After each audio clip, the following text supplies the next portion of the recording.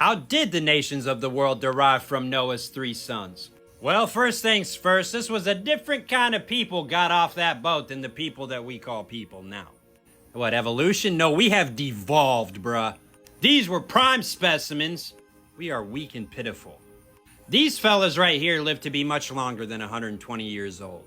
You see, that pre-flood world was far different than the one we live in now. First of all, the land was all one giant mass. I don't know why they can't just go ahead and put all the rest of this together. The flood is what broke up Pangea. The fountains of the deep bursting open. These are called the trenches today, and they're all still there in the ocean floor.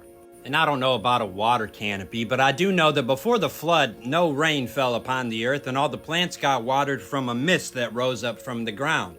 We know it was much more like a greenhouse than it is now. And the air was absolutely saturated with oxygen, which is why animals used to grow so large in the past, and men could live upwards of 1,000 years. Imagine running and not getting tired. Your muscles don't burn. That's an oxygen-rich environment. Now, to be sure, before the flood, angels did pervert the bloodlines of both animals and people. Noah's 3 sons were clean all the way back to Adam, but Ham's wife was not. Well, why did God let her on the boat at all then? Well, if you remember the story, God let the clean animals on 7 by 7, but he also let the unclean animals on 2 by 2. And since that time, Jesus Christ has cleansed all flesh on the cross, so don't worry about ancestry in 2024. But for the purpose of our story, that's why God let the unclean on the boat. His plan is to save them too if they are a part of creation here. Don't y'all know God is merciful?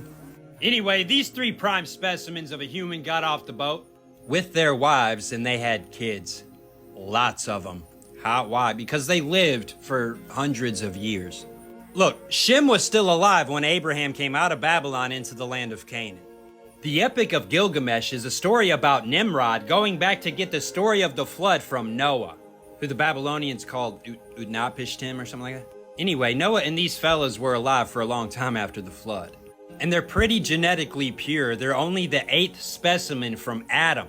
So Shem and his wife had a bunch of kids, Japheth and his wife had a bunch of kids, and Ham and his wife had a bunch of kids. Well, who did their children marry? Each other. And I'm sorry to tell y'all if you don't know, but interfamilial relationships weren't banned until 1400 BC, and only to the 3rd cousin. Why did they keep marriage in the family, so to speak? Well, it got everything to do with religion. Shem had a religion he received directly from Noah, by blessing and all.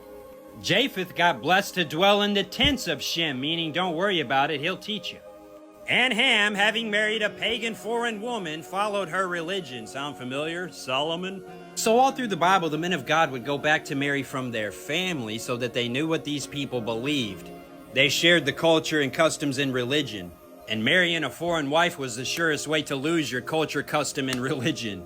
So by Abraham's time, they were marrying their cousins, not their sisters. And by Moses' time, God was like, stop marrying your cousins unless they're a 3rd or more. The gene pool's getting a bit muddy. Copy of a copy of a copy of a copy of a copy. Now, once you get off the boat and a few generations down the line into the future, the people are spreading out more and more because of resources. Some of them are nomadic, some of them settled down, some of them build empires. Well, they got too big for their britches and started building the Tower of Babel to reach into heaven. The rumor has it was to make war on God for flooding the earth and destroying the civilization. We got to start all over from the dirt? What do you mean, God? That's the story in another book. Maybe they were trying to get angels to fall down to earth like they did before the flood to teach them all this stuff again. Like they still had a bunch of it that was handed down from Shem, Ham, and Japheth, who lived in that world before the flood. But they wanted to be God, so they built that Tower of Babel. God was like, nah. Confused their languages, which still holds true in the record. None of the root languages have anything to do with one another. It's a complete mystery. And this all happened according to bloodline, so you can imagine the consternation. All of a sudden, you can't understand your neighbors? Y'all can't work together or live together anymore. And so the spreading out happened a little more. Japheth's people were the first to go up into the far-flung places in the Isles. The aboriginals in every place are descended from Japheth. Now, not all natives are aboriginal, okay? Some of the natives became native after that happened. Might have been the first ones in the land that they came to inhabit, but they came later than when Japheth's people spread out first. Ham's people stuck around, became Sumer, Babylon, Egypt. Shem's people hung around the northern part of the Levant and Canaan. But that's not the end of the story. We're talking about empires that grew from the Levant, from the Mediterranean, to encompass what? Well, eventually, the whole world. Now, flash forward to 1400 BC, even then God commands the people not to marry pagan wives. But they didn't listen, okay? And so in 1400 BC, you got this situation where you got empires around the Mediterranean, Babylon and Egypt and all that. In the north, you've got like the Hittites, the Luanians, the Anatolians, Mycenaeans, all that up there. Empires. The Mediterranean is a huge port of trade all around. Silk Road to China is right there, goes all the way to the northern tip of Israel, where it accesses the Mediterranean. People mixed up, man. Through conquest and taking wives and taking slaves. Through trade and through treaty. Like, there's a whole study published now about how the incels of any society become its army. And historically, with the promise of, you guys want wives? Let's go get them. That's how they did that for a while there. How many American soldiers come back from foreign war with a foreign wife? I mean, this is just kind of part of that process of a war, I think. So after the Tower of Babel, people spread out. People start fighting, coming into conflict, wars, empires, conquering going on, right? The Hebrews come out en masse, in number, from slavery in Egypt into the Levant, into the land of Canaan. At this point, you got your empires around the area. They're a bit mixed up now, a little bit. Japheth's people who spread out have established themselves wherever they settled and continued to settle. But then something crazy happened. It's called the Bronze Age collapse, where all those empires around the northern part of the Mediterranean collapsed, Turkey and all that. And it was an invading sea peoples who collapsed them, along with calamity and earthquake and famine and all this. But the sea peoples burning entire civilizations to the ground caused mass migrations. People to lose who they even were. And the sea peoples are an enigma in history. Who even are they? Speculation. No, it's real clear. The tribe of Dan conquered Laish on the end of the Silk Road to China. The tribe of Asher conquered the coast of the Mediterranean. Not entirely, they also mixed in with Tyre and Sidon, those people who they couldn't conquer. And together, they all got in some new fancy boats, Dan's, ships, that had better rigging than the Phoenicians. Phoenicia is a word that came much later than 1400 BC.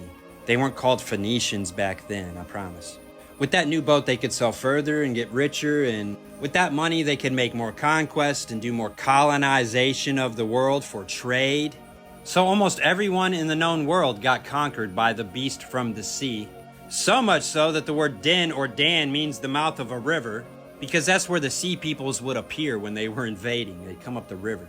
Just like the Vikings, who claim in their own mythology to be descended from mythical King Dan, there's only one of them fellas in history, Jacob's son, Isaac's son. Saxon? Isaac's son. Yeah, Isaac's son. Yes, Saxons, Anglo-Saxons. Anglo is Asher. How do you get Anglo from Asher? The phonetics got messed up at the Tower of Babel. You're going to learn in a study of etymology and phonetics that some sounds equal other sounds from other cultures because they couldn't make that sound. They use a different one to replace it. Is this how alphabets get evolved? Anyway, this sort of invasion thing happened in waves. It didn't just happen once.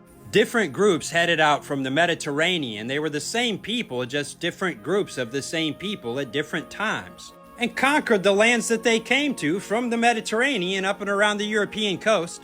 Not just once, a different group, same people would come later and conquer themselves, who had gotten there first. The funniest part about the Danes invading England is that they're cousins.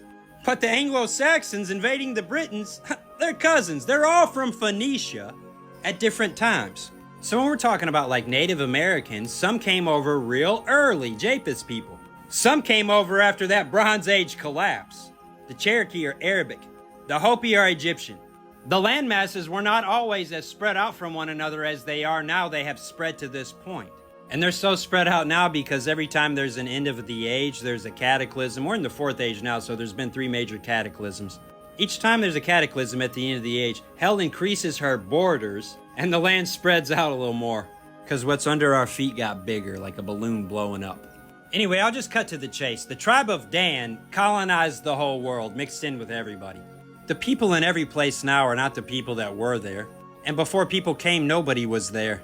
The nations are all mixed up into a multitude from every nation, creed, and tongue. By the end of this age. Anyway, I've talked a lot about this. I wanted to hit a couple of different angles in this video. I hope I answered your question, though. We're all at least 56 cousins, so it don't really matter, fam.